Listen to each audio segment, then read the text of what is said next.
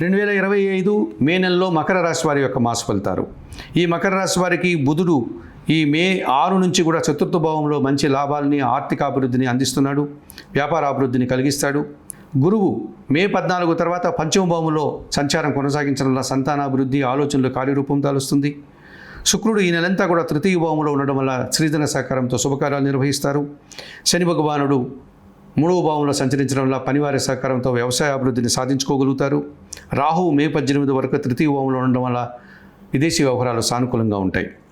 అష్టమ రవి చతుర్థ భావంలో పంచభావంలో సంచరించడం వల్ల అధికారులతో అభిప్రాయ భేదాలు, కుటుంబంలో దుబారా ఖర్చులు. చతుర్థ లాభాధిపతి అయినటువంటి కుజుడు సప్తమ భావంలో సంచరించడం వల్ల ఎదుటివారితో మనస్పర్ధలు, వాహన సమస్యలు.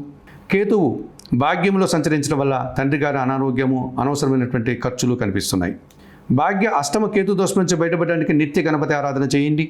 సప్తమ కుజదోషం నుంచి బయటపడడానికి సుబ్రహ్మణ్యాష్టకం చదువుకోండి, కందిపప్పు దానం చేయండి.